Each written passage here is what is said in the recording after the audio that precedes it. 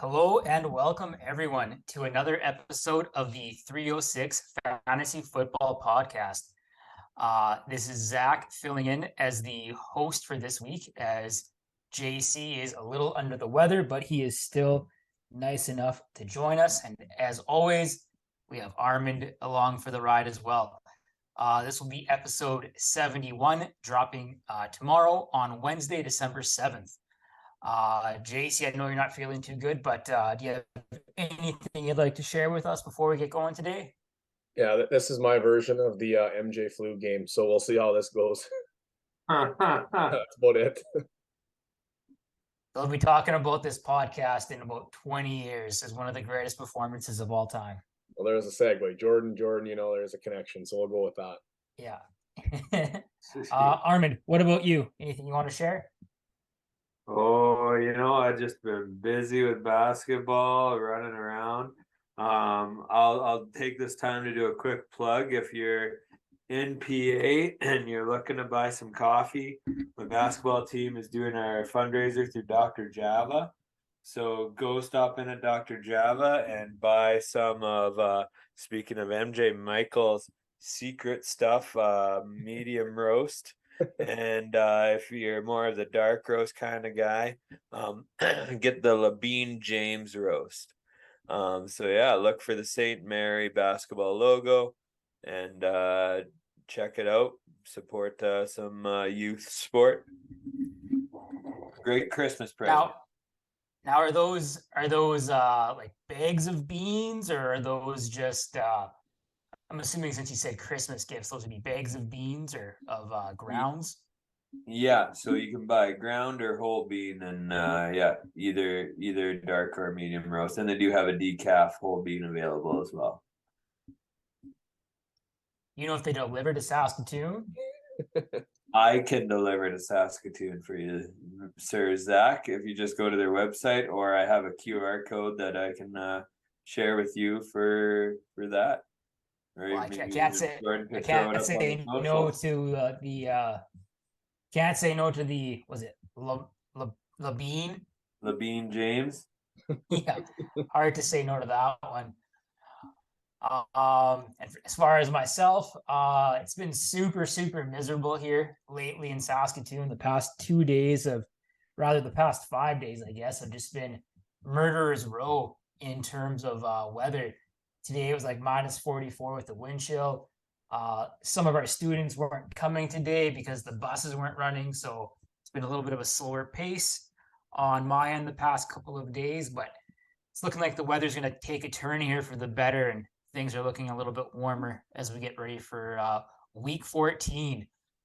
Before we get into insiders and headliners, would like to look at the 22 fresh quick question of the week. This week's question is, who is this year's Amon-Ra St. Brown or Rashaad Penny? For those of you that don't know, both of those players late in last season kind of became playoff heroes. I think they were likely on a lot of championship rosters as players that you may have picked up off the waiver wire either late in the year or you were stashing them all season, and they paid off big time in the final weeks of the fantasy playoffs. Jordan, do you want to share yours first? Yeah, sure. I can share mine, and the reasons for sharing them is this guy's on a heater. I know you want to talk about him here in a little bit, Zach. But the other than being kickstarting this a couple weeks early, their reasonings for this breakout is pretty similar. And the guy I'm going with is Christian Watson, wide receiver from the Green Bay Packers. So if you look at Amon-Ra's last year, his kickstart to fame was a couple 10-pointers early in the year. But then he really got things going after the bye week, and in week 13 is when he really started getting things going. I know Watson's been starting this train now for his fourth week in a row. I think 8 touchdowns in 4 weeks he's on. So he has started a little bit earlier than Amon-Ra. But the reason for the pop-off is a similar reasoning. Lots of players injured, lack of production from guys to step up to the plate, and that rookie breakout later in the season. So I'm looking at Christian Watson to be that guy. He's already starting to prove it, so I don't know if that's kind of a cheat by taking him, as like I mentioned, 8 touchdowns in 4 weeks is a little bit ridiculous, but I don't see that changing. by some of the matchups they have come moving forward here. I know they see Detroit in 2 weeks. That's going to be a shootout for my stretch of the imagination from two very poor defenses. But I like Christian Watson moving forward. And if you're lucky enough to draft him and stash him, or if you picked him off the waiver wires, I think he's going to lead you to a possible championship. Yeah, that's a move that I'm kicking myself for not making earlier in the year. After that first two touchdown game, I'm not able to remember who was against. I thought that might just be a mirage or kind of a blip on the radar that we don't see again. But he has certainly shown that he has the ability to back that up week in, week out. And whoever was lucky enough to get him off the waiver wire, they are certainly seeing the fruits of that decision right now. Armin, would you like to share yours? Yeah, so I wanted to say Garrett Wilson, but it was kind of like Jordan, where it felt like I was cheating by doing that. He's got juicy matchups coming up, but I'm going with Rashaad White as my guy that could be that guy that pops off at the late season here. And what I'm looking at here is that Tampa Bay is in a dogfight for a playoff spot. So they're fighting hard. They're going to be playing their best guys and trying to win games here. And Rashaad White is starting to look like the better back in that Tampa Bay backfield. He's definitely a better pass catcher than Leonard Fournette. And you saw him on that last drive. He was the guy that was in the game, not Fournette. He was the guy who scored the game when he touchdown, not Fournette. And they have San Fran here in the last regular season game of the fantasy season for most people. But then in the playoff round, you got Cincinnati, who is kind of a middling run defense, and then Arizona and Carolina, who are both defenses that aren't very good against the run. And I'm looking at that and I'm thinking, you know what, Rashaad White could go off here for a few games to finish off the fantasy season. And even week 18, if your league goes that deep, they got Atlanta to end the season in week 18. So I like Rashaad White and his matchups, and the fact that they're going to be trying to make a playoff push, so they're not going to be resting their best players. They're going to be trying to play their best players in order to make the playoffs. I like where both of your heads are at, because I thought of both Christian Watson and Garrett Wilson as my answers for this question. But like both of you mentioned, I thought that was almost cheating when you consider that Garrett Wilson is right now, he's wide receiver 19 in half point PPR league. So wouldn't really be a late season surge as much as it was just like an entire successful rookie season. But it's interesting that both of those guys are rookie wide receivers, and I think that's just kind of becoming the norm as far as what to expect with rookie wide receivers. Of course, not every rookie wide receiver is going to hit like that, but even looking at last year, like Amon-Ra St. Brown, these rookie receivers are able to produce early on in their careers and help fantasy teams. For my answer, I went with Cam Akers. And this is somebody who's had one of the more interesting fantasy seasons in recent memory. He was running back 15, 16, 17, depending on the time of your draft and the website that you used. And to this point, he has considerably underperformed. I've seen a lot of leagues that are redraft that you were able to get him off the waiver wires. And all season, he's been underwhelming. But this week, we saw week 13 finished as RB7 on the season or on the week, finishing with 2 touchdowns. And if he is able to continue that success going forward, his playoff lineup or his playoff opponents are quite juicy for fantasy owners. He'll be going against the Las Vegas Raiders, the Green Bay Packers, the Denver Broncos, and the LA Chargers. And among those, the Raiders, Packers, and Chargers are all statistically plus matchups according to Sleeper, where they are in the bottom 8 against running backs on the season. We've seen that Henderson's been cut and Kyron Williams didn't get much run this week. So it looks like it could be the Cam Akers show. Right now, the quarterback situation is very unsettled. So they may be looking to just run the ball with Akers, keep the game as short as possible, and just finish off the season.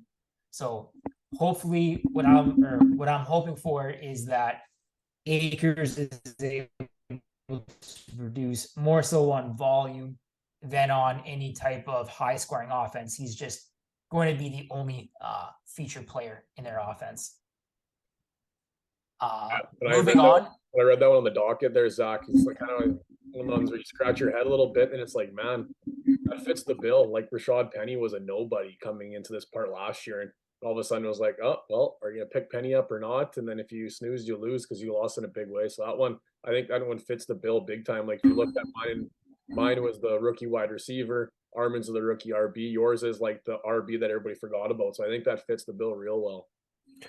Yeah, that does. I'm not convinced, but you know what? If that Ram offense starts catching fire, which we know they have in the past, it could hit big. But I've completely fallen off on my faith in the Rams this year. But you know what? You could be right, Zach. That's what everybody said about you last year, Armin, with Penny at the start of the year. I know. I think after Zach said that, I was like, maybe I should just do a little poke here and see if Akers is available in any league and pull the trigger, because I'm a little RB short in most of my leagues right now. Worth the shot, that's for sure. Yeah. Yeah, at this point last year, I would say Amon-Ra was probably on more benches than Penny was. I think a lot of people may have had hope in the rookie receiver there in Detroit, but can't imagine many people were holding out for a late season explosion from Rashaad Penny. So no, anything's possible at this point. Moving on to insiders and headliners, we are looking at a week 14 with a number of bye weeks. These include the Falcons, the Packers, the Colts, the Saints, and the Commanders. I don't know about you guys, but I find it absolutely maddening that the week before most fantasy leagues start the playoffs, a week that for some people is a must win, 5 teams are on a bye. And these aren't, some of the teams like the Falcons, you may have 1 or 2 players that you play, but the Packers, that's Rodgers, that's Jones. Maybe if you're like a sadist, that's AJ Dillon. The Colts, that's that's like Pittman, the running back there. Definitely not Matt Ryan or anybody else. Maybe Paris Campbell in deeper leagues. Saints, you're looking at Kamara, Olave, Taysom Hill. The Commanders would have the running backs, McLaurin, maybe Logan Thomas, maybe Samuel, but there's certainly a number of players on all those teams that fantasy managers have been counting on. So it's too bad that there's so many guys on bye the week before fantasy playoffs. Well, you mentioned him like the week before, like in our charity league, the EC4 there, or whatever it's called. I always just call it that because I think it's like actually 5-letter acronym. But like our playoffs start this week. Then there's some big names. Like if you were like the Jonathan Taylor manager, like you're mentioning, Zach, you're going into your playoffs without your first overall pick. Like that's brutal. But I mean, that's also depends on your league formatting. But regardless, the fact that we went from 2 weeks ago, there were 0 teams on bye. Last week, I think there was 2 teams on bye to 5 this week is just stupid. I think I agree with you on that one. Yeah, it really sucks. Like, luckily, for most of my leagues, I'm on the positive side of this. But like, if I was some managers, I'd be so maddening right now. In our staff league, there's a guy. He's sitting in 7th right now. He like potentially could lose his playoff spot, but he likely won't. But I'm playing him. And he's got 6 guys on bye, and we only have a bench of 4. And he's like, it's Claypool, Pittman, Patterson, Taylor, Landry, Algier. Like he's got so many players on bye that I'm already projected 81% chance of winning. and we haven't even played a game yet. Well, let's just bring this back here a second. So 6 players probably takes up about 14 spots. So 40% of his roster is super gross. How is this guy sitting in a playoff spot? Is the real question. I'll tell you sometimes the league doesn't do the greatest for guys. He's one of the lower point getters in the league, but like I think I was saying this last week. I don't know if I told it on the pod, but told it to you guys. The guy with the second worst points for in the staff league right now is sitting in second place in the league just because of gross matchups. So crap happens.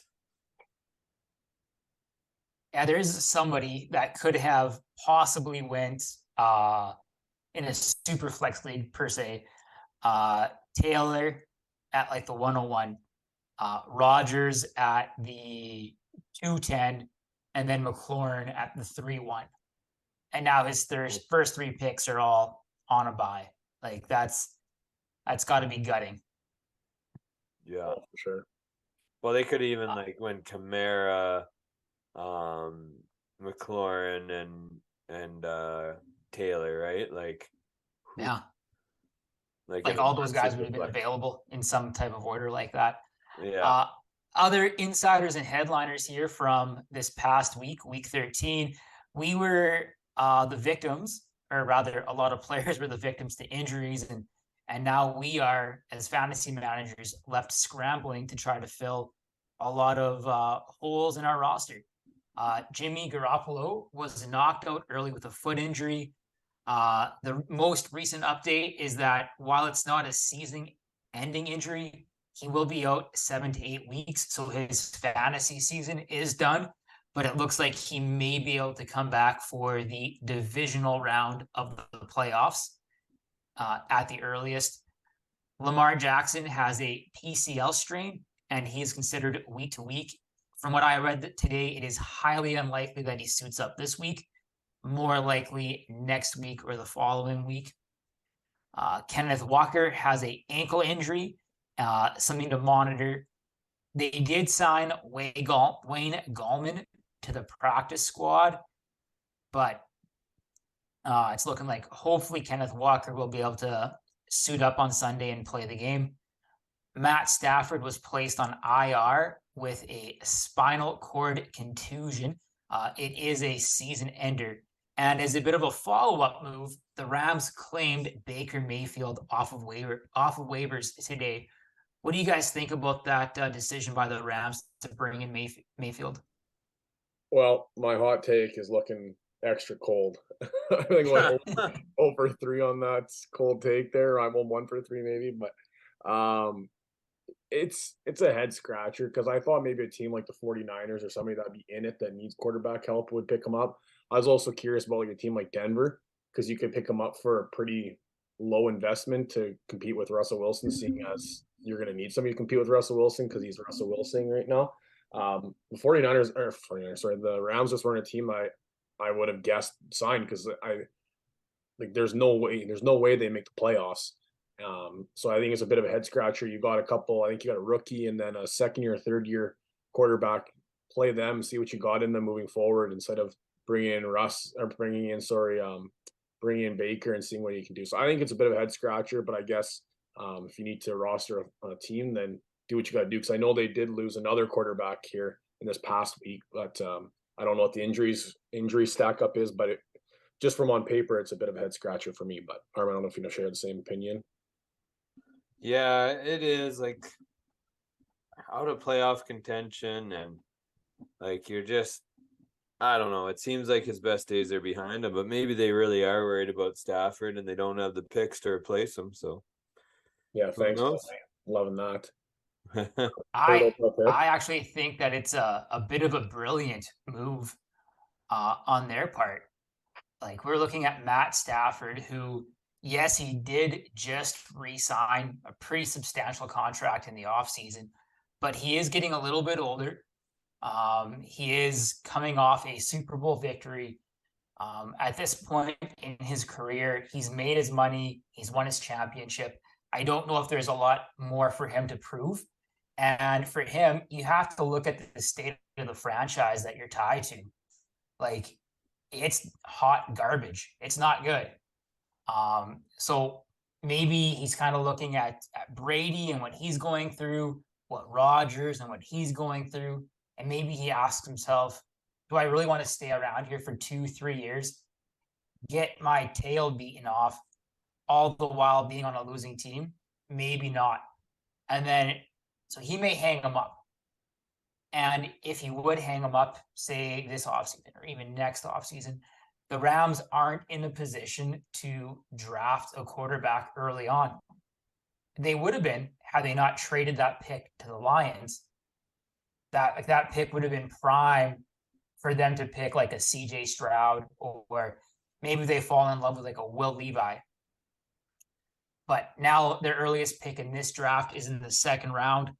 And that's going to be like a developmental quarterback, Richardson out of Florida, maybe, not somebody that's ready to go. So I think whether or not they draft a quarterback this year, Mayfield, if things pan out, he's going to be a really good bridge quarterback to get them to the 2024 draft, where they could maybe then use their first round pick to invest in a franchise quarterback.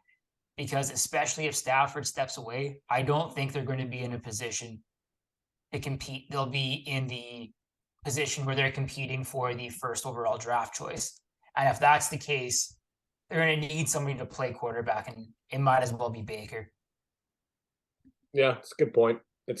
I just want to live in the world where Stafford doesn't walk away from football and keeps playing. So I'm going to live that one in denial, I think. But No, Like, it's at the like I was saying, it was a head scratcher, but like as Zach was saying there, you start looking beneath it a little bit more, peeling away the layers. It's like it makes sense. It does actually make sense.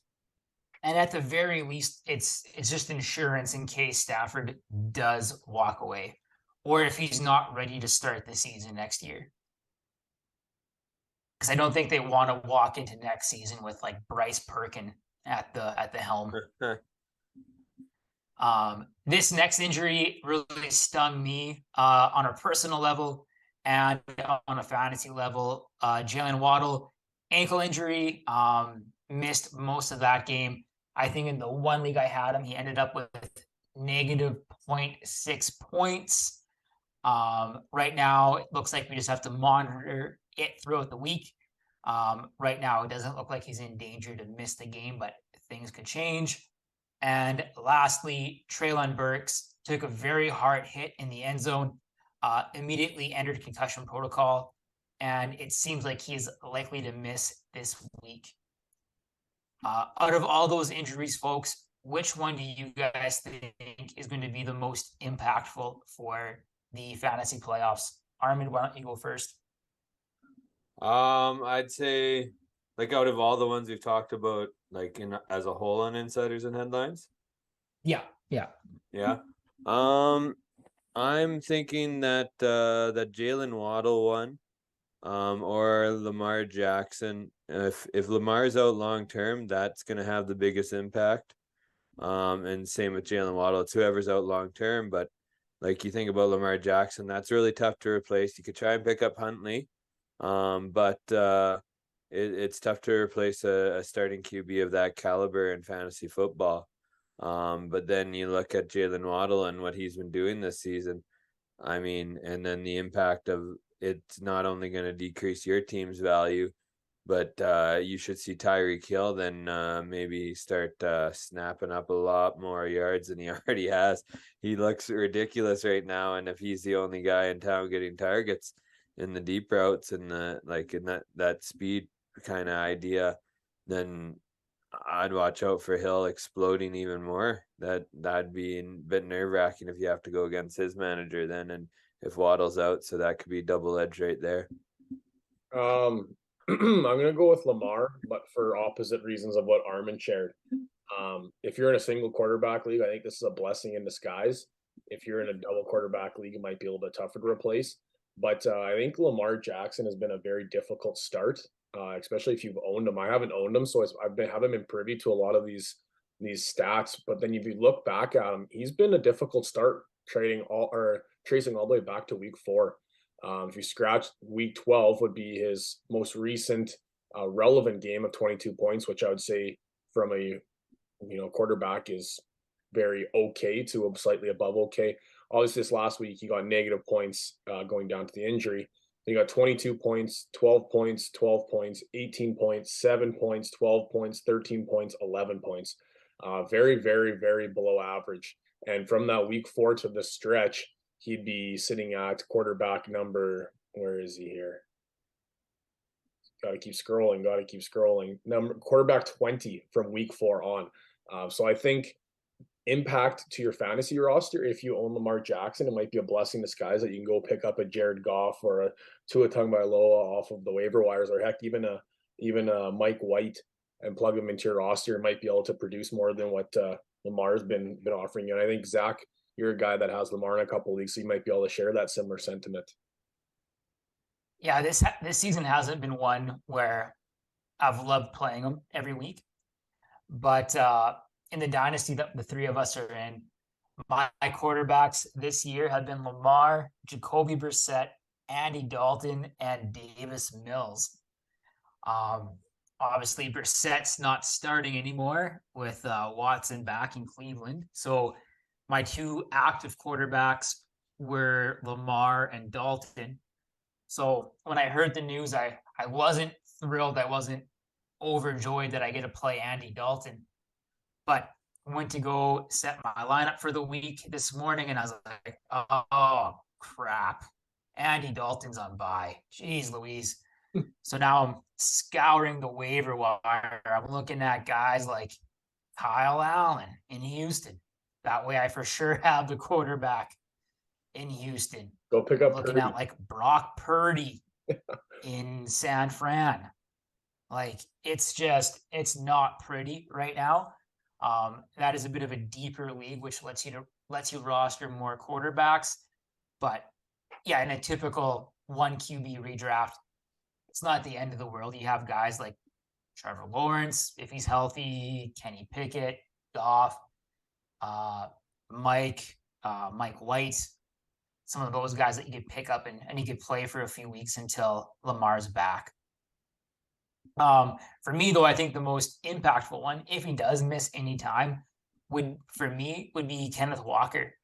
Like we said, quarterback, you can find somebody to slot in and get, while not equal production, not terrible production. Wide receiver, there's lots of guys on the waiver wire, but running back's really thin. And that's why they seem to go early on in drafts, and the waiver wire at this point in the season is super thin for running back. So for the Kenneth Walker managers, if he's out for any length of time, it's going to be very difficult for them, I would assume, for most of them to advance in the playoffs. Yeah, that's a good point. The running back position is always thin, so it's hard to get that bodies in there. And when you lose one down the stretch, that's kind of the demise to a lot of playoff caliber teams. It's hard to replace. That's I definitely agree with you on that one. And maybe we won't ask Arvin what he thinks about that one, because that might be like ripping off a Band-Aid real quick.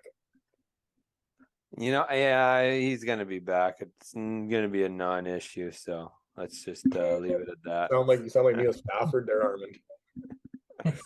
Put the blinder glasses on. Yeah. He can't do anything wrong. Wayne Gallman, oh, what a name to throw out there. Just saying that. Oh, Wayne Gallman for a few seasons was the bane to my existence. He was like the Jamal Williams to my Saquon Barkley. Barkley would be having an okay game, and then I'd see the score on the bottom of the screen for the Giants change. Giants got a touchdown. I'm thinking, there it is. There's like the second Barkley tutty on the day, and Wayne Gallman 1 yard rush. Like, could you not just give it to Barkley? Like, all Gallman had to do was fall forward to get the tutty. Like, give it to your stud back. What's his name in New York that's starting to vulture Saquon's touches right now too? He's been pissing me Breida. off. Yeah, Matt Breida. He can kick rocks too. Yeah. So looking at our studs and duds from week 13, Jordan, are you ready to go for that one? Okay, so my stud of the week here, my homer pick of the week, will go with it too, but not for the fact that he was the number 4 fantasy production of the week, number 2 of non-quarterbacks. Amon-Ra St. Brown, obviously wide receiver from the Detroit Lions. We talked about him at the start of the show, and hopefully we can prime him up for another big playoff push here down the stretch. Not only a playoff push for fantasy managers, but a playoff push for the Detroit Lions as well too, as seemingly it's not out of grasp for them to make a late season push and find a way into a wild card spot. So I'm on St. Brown, 29.1 points, 12 targets, 11 receptions, 114 yards, 2 touchdowns. The guy just keeps finding a way to get it done. And if the Lions keep putting up 6 touchdowns or 5 touchdowns, whatever they put this week, Jamal Williams is probably going to steal 2 of them, and then Amon-Ra stealing hopefully what's ever left over. So he's finding a way to get it done, and hopefully with Jameson Williams here being healthy and finding his way into the lineup, we'll start taking the top off the defense like we mentioned last episode. So something I'm looking forward to watch, not only as a fantasy manager, but obviously as a Detroit Lions fan as well too. So Amon-Ra St. Brown will be my stud of the week. Kind of going back to what we talked about a little bit earlier about the Rams and the draft pick situation. What are your thoughts there on the future of the quarterback position in Detroit? Yeah, they're in a pickle. Because obviously if he makes a late push and they make the playoffs, it's going to be tough to draft a quarterback and move forward with that quarterback. But that being said, too, if I'm not mistaken, after this year, there's only 1 year remaining left on Jared Goff's deal, if I'm not mistaken. So it might be a situation where, you draft the Q, you sit him for a year like a Mahomes, and if Goff does well, hopefully take you to the playoffs again. But if he does bad, then you go into that quarterback transition. But from what I've been watching and from a lot of the Detroit Lions group chats, there's some very good defensive players, and in a I shouldn't say weaker, but a more limited defensive player draft in comparison to years previous, because there's so many really good offensive players coming in this draft. There's some really good defensive players that'll help bolster that offense, or bolster the defense. So when you look at the Detroit Lions offense, they've been the number 1 or the top 5 producing offenses in the NFL all season, but the worst defense, or one of the worst defenses in the NFL. So is it, it's the chicken or the egg here? Is it that they got a good offense because they have a bad defense? If you make the defense better, then are they just going to be in these low hanging fruit shootout games? There's also something to be said about Lamar Jackson becoming a free agent. And at the start of the year, he was talking about really wanting to. Detroit was a team that he would consider going towards. I think they have a lot of offensive weapons that'd be really enticing for Lamar to go there. So if that was the case, then you bring Lamar on, and hopefully you could dish Goff off to a deal after a good season. Then you could use that draft capital just to make your team better. That's best case scenario. That's more filed in the unlikely category. But I was gonna say you're dreaming, Jordan.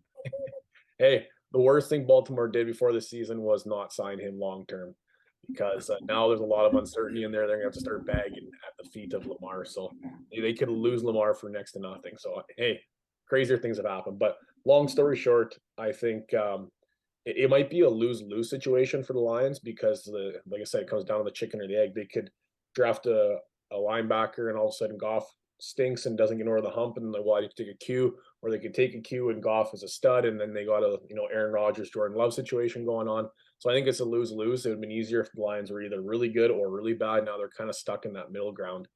But time will tell on this one. So I could also see in a situation where they trade back to a team that really needs that pick and get more draft capital and do a kind of Philadelphia Eagle style thing. But this is a long rant for me to saying I don't know, Zach. Well, thanks for trying. I think with that Lamar Jackson idea there's the Lions and probably 28 other fan bases that would gladly pick him up and dump whoever their quarterback is. I think the only teams that for sure wouldn't do it would be, in my estimation, at least the Chiefs and the Bills. Maybe the Eagles right now, but I can't think of many other teams that wouldn't at least flinch at the idea of doing that. Armand, I like what you have here. I like your guy that you picked. He's been helping my one league quite a bit the past few weeks. Yeah, after a slow start to the season, he has now become, I think, the wide receiver 1 in fantasy, because he's been scoring touchdowns and getting so many yards. and that's Davante Adams is my stud of the week. He had 177 yards on 8 catches and 2 touchdowns this week, helping Las Vegas get a much-needed victory and keep their slim playoff hopes alive, I believe. So Davante Adams being clutch when it's needed most and showing that he is clicking with Derek Carr now. Yeah, they're Yeah, he's been doing spot there. There's that log jam of 5-7, 6-6 teams chasing after the New York Jets 7-5. They're kind of a similar situation. Lots of chasing happening there. So Adams has been doing God's work for my fantasy team. This week I overthought it and I started Jermichael Hasty at running back. I had Waddle, and they both put up like a combined like goose egg essentially, and needed this one to secure the first round bye. And Adams came in and he basically scored enough for all three of them to just have an average week. So I was very happy to see that. My stud this week was Christian Watson. For everything that Jordan said before, Christian Watson has been on an absolute heater as of late. He put up 22.9 half-point fantasy points. This week, he was 3 for 6, 48 yards, 1 touchdown through the air. But then he had 1 rush where he was able to get 46 yards and the touchdown on the ground to really boost that stat line for him. This will be, I think, fascinating going forward for the Green Bay Packers.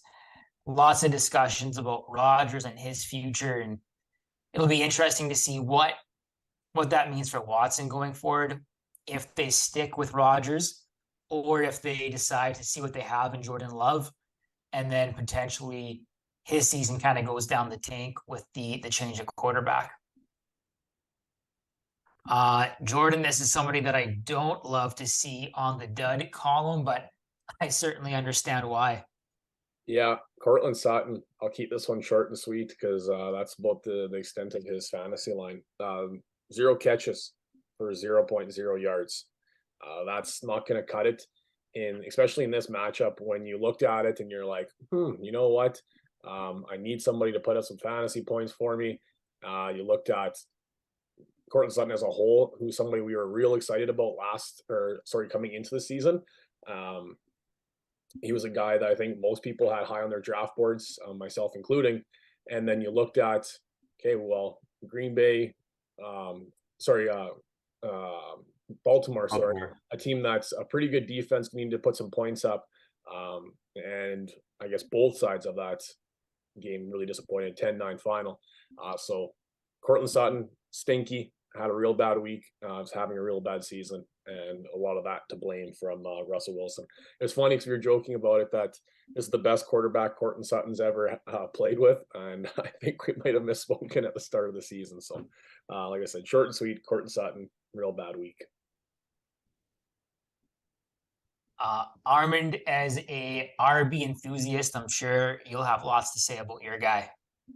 Yeah, I almost put Sutton in here because he had a real bad week, but then I said, I've talked enough about the Denver offense this year. I'm sick of it. I'm done. I'm done with them. Derrick Henry is my dud of the week, and you know what? Every once in a while, a guy's got to have a bad week. He only put up 4.8 half-point points, and he rushed the ball 11 times for 30 yards, caught 2 passes for 8 yards.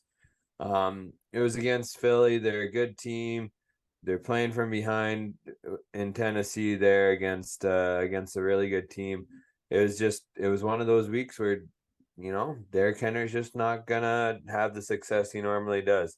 Now, with that said, expect a bounce back coming here against Jacksonville, and then he's got the Chargers, and then he's got Houston to lead you into the fantasy playoffs against Dallas. So I'd say you don't panic with Derrick Henry, and owners probably aren't, but he's gonna lead you to the promised land here in the next few weeks, and the toughest matchup will be in the final. So hopefully you at least got some sort of backup plan for the final game.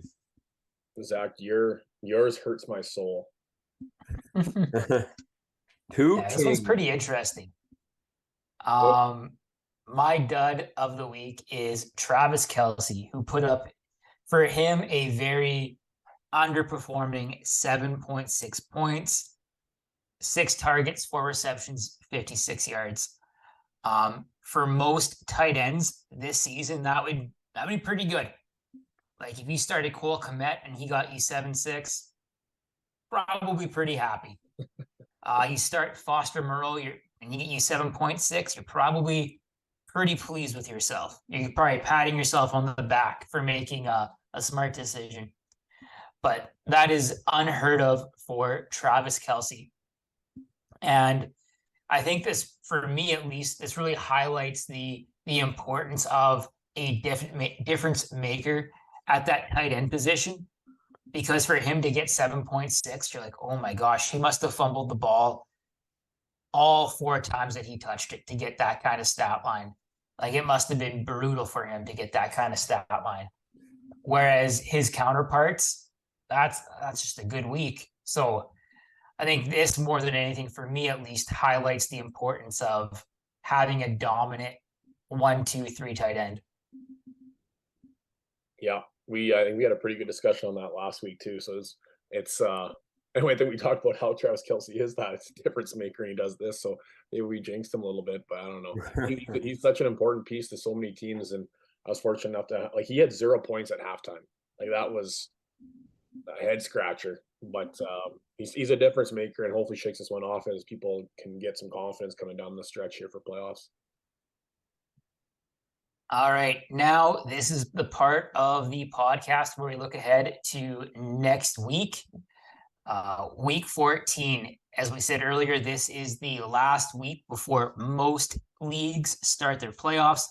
And for some of us, this will be a win and you're in scenario, or a lose and you'll be starting your draft prep early for next season. So Armand, I know for me, this is a very important decision that I have to make. So I am looking forward to your full stream ahead at quarterback. All right. My full stream ahead this week. I'm giving 2 options again. Kind of been my MO this season to give 2 options. The reason for this one is one of the QBs is a backup, and you don't know if his starter's actually playing. But we've seen Tyler Huntley come in and play that starting role when Lamar Jackson's been injured last year, and he excelled. He showed that he can rush the ball, that he can throw the ball. He's pretty much Lamar Jackson light. And hopefully with a full week prep against a Pittsburgh defense that's not as good as they have been in the past, that Tyler Huntley will be able to put up a big week against them. So let's look forward to a fresh and healthy mobile QB with Baltimore against the Pittsburgh defense. If Lamar Jackson is in and Huntley isn't Huntley isn't actually starting, go with Derek Carr. Okay, he's a little less available than Huntley right now. Huntley's available in like 95+% of leagues. Derek Carr is available in about 45% of leagues. So he's playing the LA Rams this week. He's showing that connection with Davante Adams more and more, and the Rams are not what they used to be, but they should at least provide a little bit of a spark that Derek Carr has to put up a few more points than he would against some other lesser teams in order to get the win. So looking for Derek Carr to give me some good fantasy points. I like your Huntley one. That was going to be my start of the week if you didn't put him as your streaming quarterback of the week. So, tip of the cap. Yeah, like even right now with Lamar Jackson being a little nicked up, if he was good to play this week, I think if I was Baltimore, I would let him get that rest, get his knee fixed up a little bit better, and start that fresh guy that's Lamar Jackson like, because come Sunday, Tyler Huntley might actually be the better QB on the roster if Lamar Jackson isn't 100%. Yeah, this this week and any weeks going forward where Lamar Jackson is out could literally be life changing for Tyler Huntley. So I would look for him to show out in any opportunities that he gets for the rest of the season. If I'm not mistaken, he is a free agent for this season. And with what he did last season when Lamar was hurt and what he could possibly do this season as the starter, that could set him up for one of those really odd, unknown quarterback contracts where a team doesn't know a whole lot about him, but they see that potential. They've seen what he's done in brief stints as a starter, and they offer him a lot of money on the free agent market to be their new starting quarterback. Lots of teams that need cues. Tyler Huntley could make a lot of money for himself over the next several weeks if he has that opportunity. Like, think about was it Matt Flynn, I believe, backup quarterback for the Packers a number of years ago, played well in a few spot starts, hit the free agent market, and the Seahawks gave him like a pretty sizable contract. And then it just so happened that a few months later, they end up drafting Russell Wilson, and he stole that job from Flynn pretty quick. But that's the kind of scenario where if Huntley hits it big and plays really well, a team could give him a lot of money. This is like deja vu. I think we had this exact conversation last year when Tyler Huntley stepped into that spot. The only thing was he was a restricted free agent, so everybody knew what was going to happen. Where this time there's a little bit more uncertainty, I think, around it. Absolutely. So Jordan, how about you start with your start of the week, please? Yeah, so I'm going to talk about Tyler Lockett, wide receiver for the Seattle Seahawks. And they're playing against Carolina, which is a middling defense against wide receivers. If you look at some of their games, they've been in these low scoring kind of who's going to score first takes the game. But when you look at some of those games, they're looking against offenses like Denver Broncos and Las Vegas Raiders, those types of offenses. It sounds ironic to say high powering offense like the Seattle Seahawks. And Tyler Lockett's having a really, really good stretch here down the last couple of weeks. I'm just going to pull up his stats. And he's actually one of the wide receivers that's been kind of sneaky to play. And I was looking at some hot takes from some other podcasts, Instagram, Twitter type stuff. And one of the ones was that Tyler Lockett was going to have this huge monster week this week. And he did. In week 12, he had 14.3 points. And in week 13, he had 23.3 points. He had one touchdown, 128 yards, and he had 9 receptions. So a really, really good week for Tyler Lockett against a somewhat beat up Rams defense that turned into a pretty big shootout. So I would continue to play Tyler Lockett, especially with the question marks around the Seattle run game. With Kenneth Walker possibly missing some time, they might need to air the ball a little bit more. So that might mean really good things for not only Tyler Lockett, but also DK Metcalf as well too. So I'm going to keep riding the hot hand of Tyler Lockett and place him into my fantasy lineups. Yeah, what a revelation Geno Smith has been this season for the Seahawks. It is outstanding, I think, to look at his like late career resurgence after what he did in New York and then what he did for the past several years bouncing around as a backup. He's also a quarterback that is going into a free agent offseason where he could be looking at getting a short term, but still, I think, sizable contract from either the Seahawks or another franchise.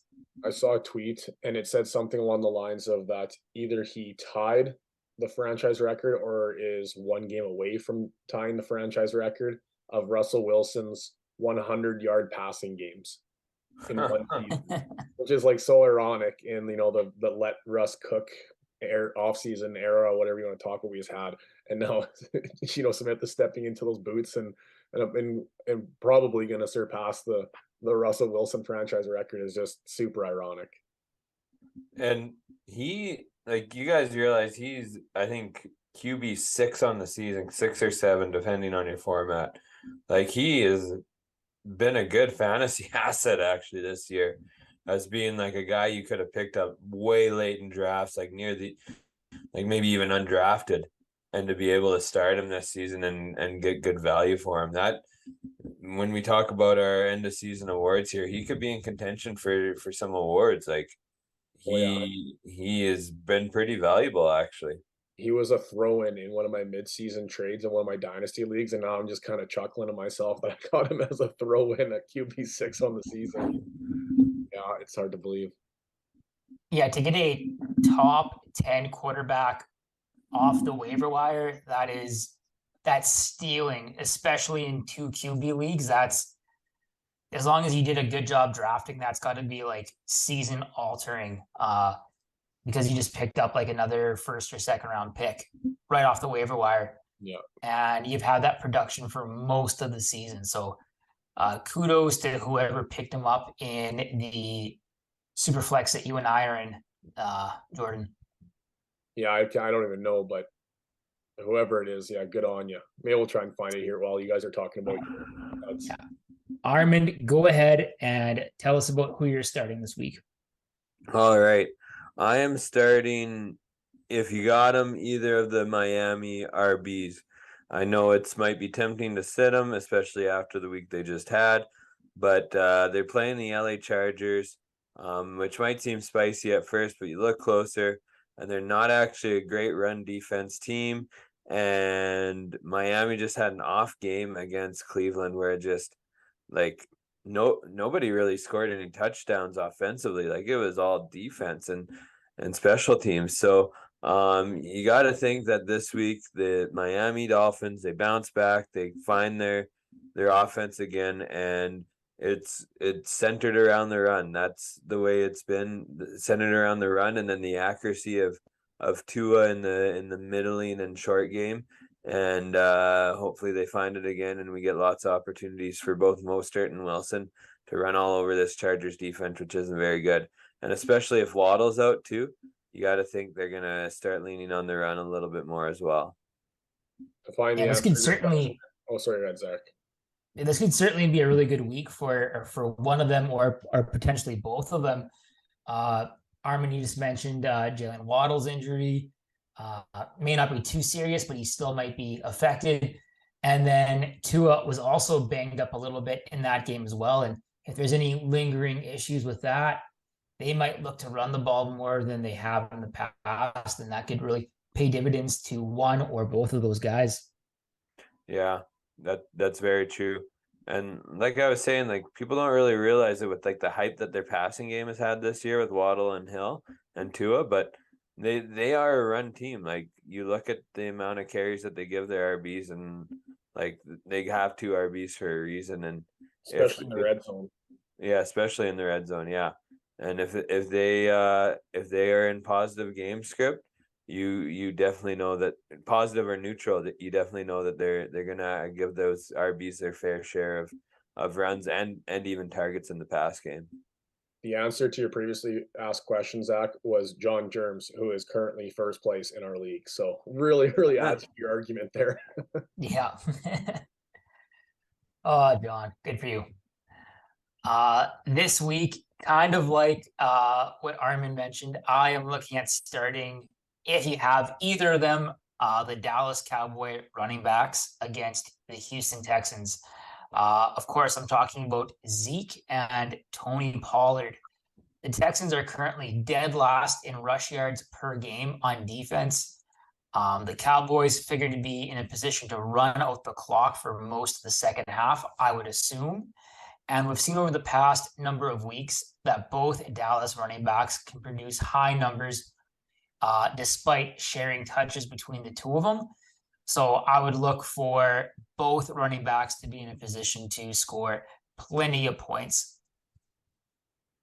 Jordan, tell us about why you are sitting Old Man Jones. This might be just because of recency burns. I was trying to hit a nice little parlay with on the Monday nighter as I was in and out of sleep from being sick. But Julio Jones has been I don't know, he's been a head scratcher. If you look at his statistics, he's kind of very touchdown dependent. And last night he was the one play I happened to see just about missed a 65-yard bomb touchdown from Brady. It was about a yard and a half too far from him. So he's a guy that you can't really trust in your lineup. And you look at some of the box scores, or you look at some of the fantasy scores, and you're like, oh, you know what? This guy, I think I could probably play because he's getting 11 points, he's getting 10 points, he's getting whatever many points. You know what I'm saying? And when you look at those, it's the touchdowns, and that's concerning in this matchup against the San Francisco 49ers. I would argue that Miami is one of the more explosive offenses in the NFL, especially with the dynamic duo they have of Waddle and Tyreek Hill. Losing Waddle didn't help, but that 49ers defense really shut down the Miami offense. And if you're looking at old man Tom Brady and the really, really odd, like head scratching offense they've put forward in these very, very low scoring, like 15, 14, 9, like these weird games where one touchdown wins you a game. It's just not what I'm expecting Julio Jones to step up and have a big game, especially against a premier defense. So Julio Jones is a guy that you might have had on your bench. Unfortunately, probably been a bench clogger for you most of the season, battling injuries and just not producing to the extent we were hoping for. But this is not a matchup where I'm looking to add him as this swing for the fences. Is more likely a swing and a miss here. So Julio Jones is going to be sitting on my bench. Yeah, I think at this point in his career, both fantasy and in reality, Julio Jones's name brings more value than his on the field production. That's not to say that he's not like a fantastic leader or maybe a really good locker room guy, but I would imagine the end is near for him.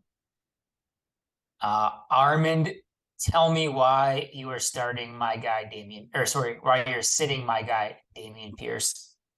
All right. Before I do that, first I gotta apologize. I was mistaken with who Miami played last week for my starts.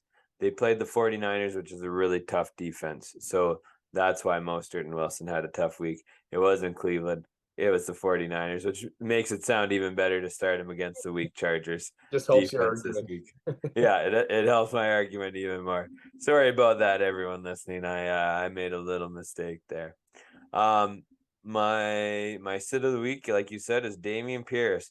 I'm here to tell you, he looked nice and shiny and new, but he hasn't actually been that great. In the last few weeks, he's been on a bit of a decline here. He was RB 21 last week, and then RB 55 2 weeks ago, and RB 46 3 weeks ago, and he hasn't really cracked the top 10 RBs since week 4.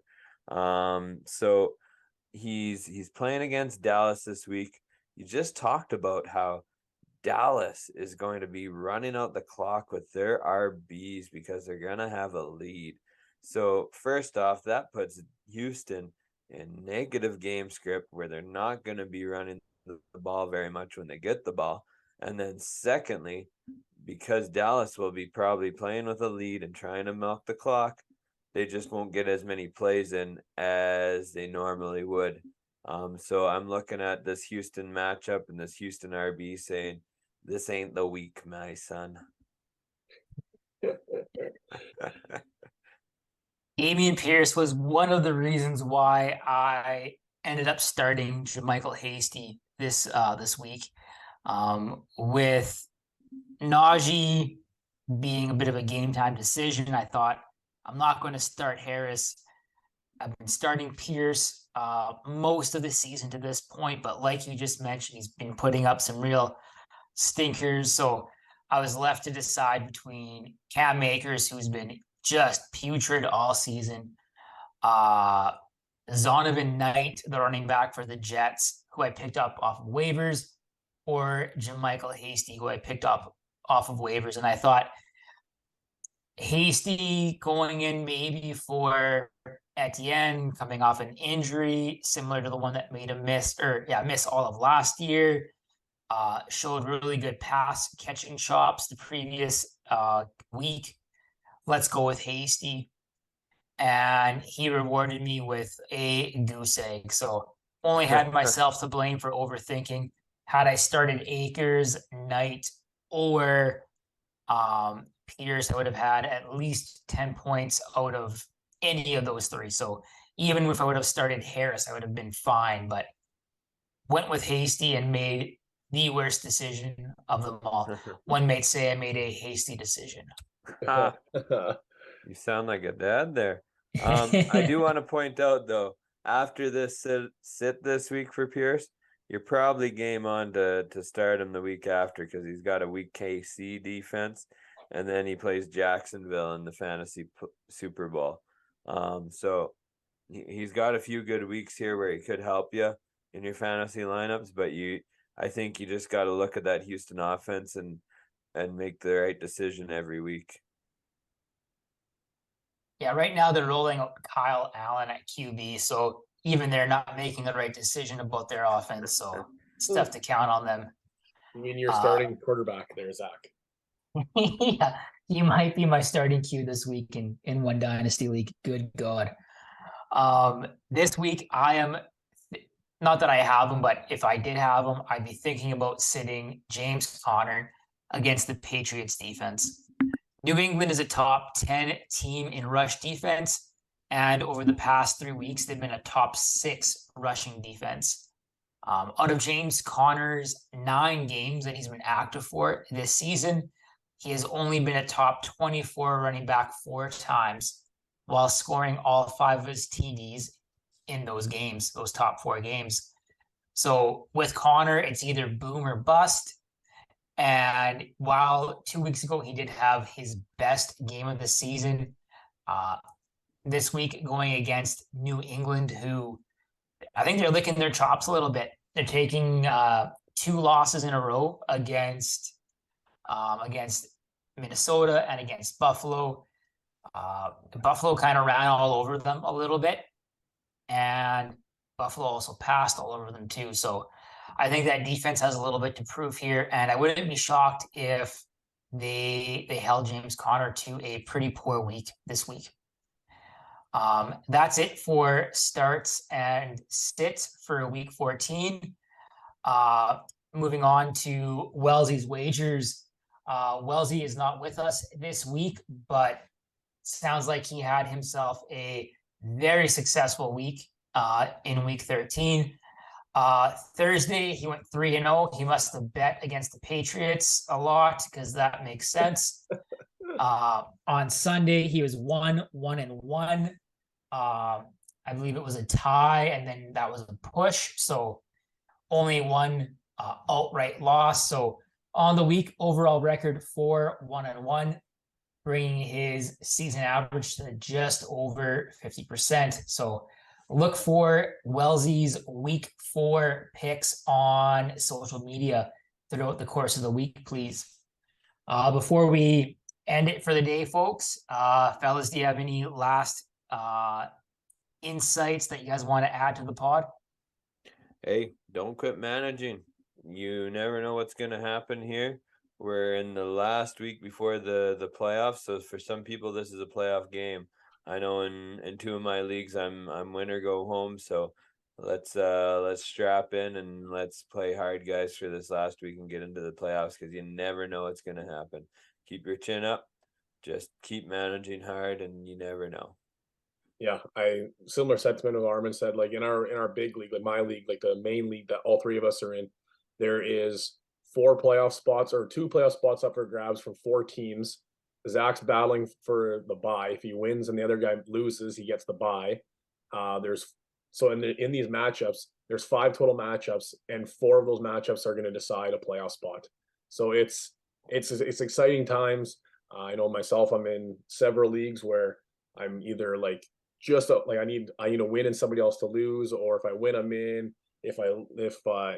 Or a lot of different scenarios like that. So it's a fun time for fantasy managers. Obviously, have fun, enjoy it. Even if you get knocked out of fantasy playoffs, don't sweat it. We got a lot of fun still coming on the pod here. I know we do our DFS lineups and stuff like that down the stretch. I think we did that for NFL playoffs, but we'll see what we can get out there for you folks. I know even if you're out of it, something I like to do is put a little money on the line of those games. So if I run out of, hopefully don't run out of gas here in the first couple weeks of fantasy season or fantasy playoffs, but putting a little money on the line is just as fun as well too. So that's all I got here, Zach. Anything for yourself? Not really. Armin, where are you off to this weekend? Yorkton Regional. Hoping Right to on. hoop it up and kick some butt.